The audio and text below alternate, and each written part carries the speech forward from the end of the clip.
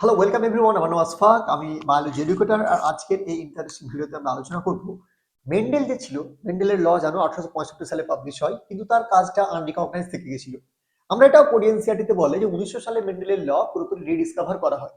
কিন্তু আজকের এই ভিডিওতে আমরা জানবো যে যারা রিডিসকভার করেছিলেন তারা কিভাবে রিডিসকভার করলেন, এটাকে ইন্টেনশন কি ছিল, আর মেন্ডেল যে অ্যাকচুয়ালি তার সফলতাটা পেল, এরা কিন্তু এই তিনজন ব্যক্তির জন্য কিন্তু উনি সফলতা পেয়েছিলেন। তো চলো দেখে ফেলি সেই গল্পটা, যে গল্পের থ্রুতে মেন্ডেল তার এত পরিশ্রমের ফল ফাইনালি পেলেন, আর আজকের ডেটে ফাদার অফ জেনেটিক্স এর টাইটেল পেলেন। সো আমরা যে কথা বলছিলাম, তিনজন সায়েন্টিস্ট ইন্ডিপেন্ডেন্টলি কাজ করছিল। কি কি সে সায়েন্টিস্টের নাম? আমরা যদি সায়েন্টিস্টের নাম দেখতে পাই, Hugo de Vries, Carl Correns এবং এরিক ভন জেরম্যান। এই তিন সায়েন্টিস্ট, এনারা কিন্তু মেন্ডেলের যে এক্সপেরিমেন্টটা ছিল সেটাকে কপি করেননি, বা মেন্ডেল যেটা এক্সপেরিমেন্ট করে গেছে সেটাকে ঠিক প্রমাণ করার জন্য কিন্তু ওনারা এই রিয়াকশন গুলো পার্টিসিপেট, মানে এই ক্রস গুলো পার্টিসিপেট করেননি। মানে ওনারা ইভেন মেন্ডেলকে চিনতেন না যে মেন্ডেল বলে পৃথিবী থেকে এক্সিস্ট করে। বুঝতে পেরেছো? এবার যদি আমরা সামনের দিকে ফরওয়ার্ড হই, তা আমরা দেখতে পাবো যে এরা তিনজন কিন্তু একটা কান্ট্রি থেকে বিলং করতেন না। যেমন হুগো ডি ভ্রিসের যদি কথা বলি, উনি বিলং করতেন নেদারল্যান্ড থেকে এবং উনি একজন বোটানিস্ট এবং জেনেটিস্ট ছিলেন। যদি কার্ল করেন্সের কথা বলি, উনি বিলং করতেন জার্মানি থেকে, আর উনি একজন বোটানিস্ট এবং জেনেটিস্ট ছিলেন। এরিক ভন জেরম্যাকের যদি কথা বলি, উনি বিলং করতেন অস্ট্রিয়া থেকে, উনি একজন বোটানিস্ট এবং প্লান্ট ব্রিডার ছিলেন। তিনজন ডিফারেন্ট কান্ট্রির লোক ইন্ডিভিজুয়ালি এই ক্রসগুলোকে কাছাকাছি সমসাময়িক টাইমে পার্টিসিপেট করছিলেন।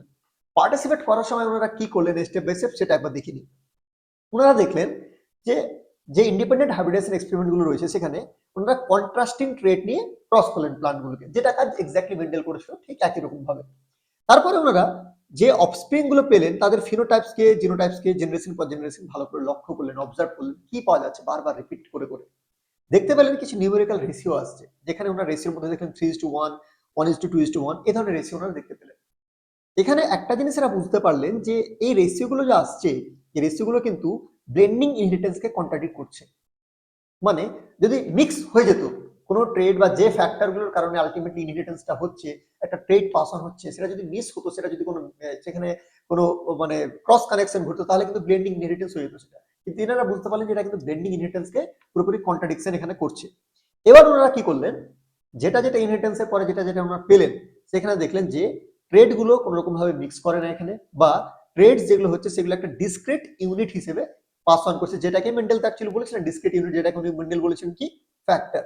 তো এনারাও খানিকটা একই ধরনের একটা জায়গাতে পরিণতি গিয়ে দাঁড়ালো। এরপরে সব থেকে যখন এটা এই টাইমে বড় সমস্যা হলো এটাই, যে এই থিওরিটা কিন্তু তখনও মানে অ্যাকসেপ্টেড হয়নি, যেটা মেন্ডেল পাবলিশ করেছিল এটাকে তখন অ্যাকসেপ্টেন্স পায়নি।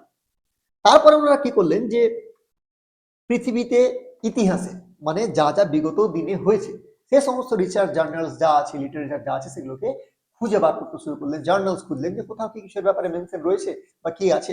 তখন ওরা ভালো করে ওল্ড জার্নালস এবং পেপার যখন খুঁজে দেখলেন, তখন দেখতে পেলেন এই মেন্ডেলসের নাম।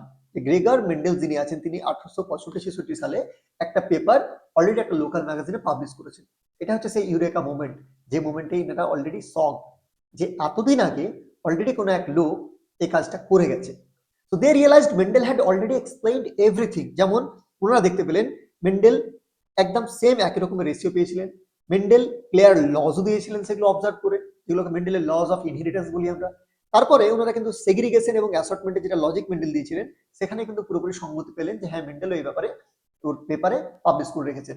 So their own results perfectly matched Mendel's conclusion. মেন্ডেলের যেটা ফাইনাল কনক্লুশন, সেটার সঙ্গে কিন্তু এই তিনজনের যেটা আলটিমেট ফাইনাল পার্টিকুলেটস, সেটা কিন্তু ম্যাচ করে গেল।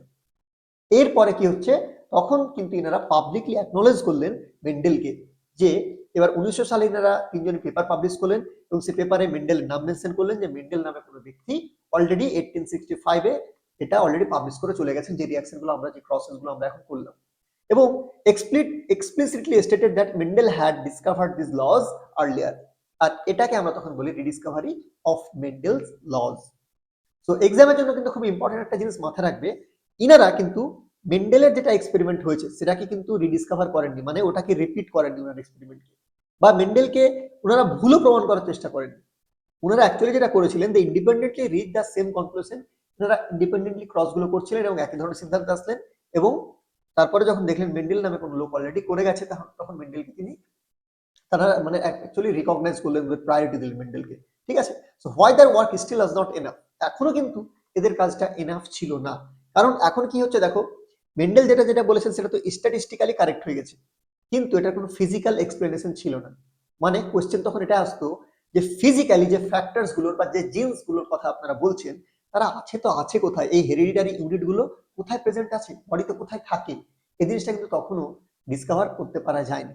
এরপরে যেটা জিনিস আসছে সেটা হচ্ছে ক্রোমোজোমাল থিওরি অফ ইনহেরিটেন্স, মানে এরপরেই যখন সাটন অ্যান্ড বোভেরি নামক যে সায়েন্টিস্ট ওনারা যখন ক্রোমোজোমের বিহেভিয়ার নিয়ে আলোচনা করলেন তখন দেখতে পেলেন যে ক্রোমোজোমের স্ট্রাকচার যা দেখছি, ক্রোমোজোমের যে স্ট্রাকচার দেখছি ক্রোমোজোমের স্ট্রাকচারে এরকম ধরনের কিছু ফ্যাক্টরস প্রেজেন্ট রয়েছে, যেটা পরবর্তীকালে গিয়ে নাম পেল জিন। এটা ছিল মেন্ডেলের এক্সপেরিমেন্টের বিগত দিনের কথা।